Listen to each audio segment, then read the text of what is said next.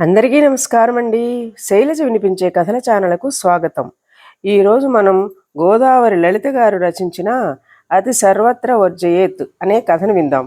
ఈ కథ మే 2011 చందమామలో ప్రచురింపబడింది. ఒక ఊళ్ళో దానయ్య, వీరయ్య అనే ఇద్దరు రైతులు ఉండేవారు. దానయ్య ప్రతి విషయంలోనూ వీరయ్యను సరిచేస్తూ ఉండేవాడు. మొదట్లో వీరయ్య సంతోషించేవాడు. పొరపాటు సరిదిద్దుకుని దానయ్యకు ధన్యవాదాలు తెలిపేవాడు. దానితో దానయ్యకు తను వీరయ్య కన్నా తెలివైన వాడినని, తన సలహా లేనిదే వీరయ్య ఏ పని చెయ్యలేడనే నమ్మకం ఏర్పడింది. రాను రాను వీరయ్యకు దానయ్యతో స్నేహంగా ఉండటం కష్టం అనిపించసాగింది. ఏం చెయ్యాలో పాలుపోక గ్రామ పెద్దను సలహా అడిగాడు. గ్రామ పెద్ద మర్నాడు దానయ్యను తన దగ్గరికి రమ్మనమని కబురు పంపాడు. కుశల ప్రశ్నలు అడిగిన తరువాత వీరయ్య పొలంలో కలుపు సమస్య ఉందని తెలిసింది. ఈ రోజు నుంచి నువ్వు క్రమం తప్పకుండా అతని పొలంలో కలుపు తీయాలి అని ఆజ్ఞాపించాడు.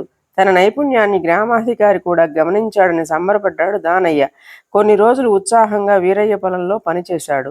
కానీ క్రమంగా అతనికి ఈ పని విసుగనిపించసాగింది. పైగా తన సొంత పొలంలో కలుపు తీసే పని అటకెక్కింది. వెళ్ళి గ్రామాధికారితో మొరపెట్టుకున్నాడు. అప్పుడు గ్రామాధికారి, మరి వీరయ్య పొలంలో కలుపు తీయకపోతే అతనికి నష్టం కదా అని అడిగాడు.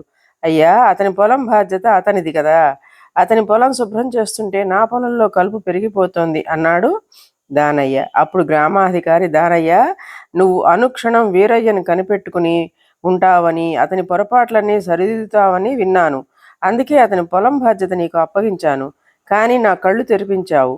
ఎవరి పొలంలో కలుపు వారే తీసుకోవాలి, ఎవరి తప్పులు వారే సరిదిద్దుకోవాలి. ఏమంటావు అన్నాడు. జ్ఞానోదయం అయిన దానయ్య అప్పటి నుంచి వీరయ్యకు అతిగా సలహాలు ఇవ్వడం మానుకున్నాడు. ఇదండి కథ. ఈ కథ మీకు నచ్చినట్లయితే లైక్ చేయండి, షేర్ చేయండి, కామెంట్ చేయండి, సబ్స్క్రైబ్ చేసుకొని నన్ను ఎంకరేజ్ చేయండి. నమస్కారం అండి.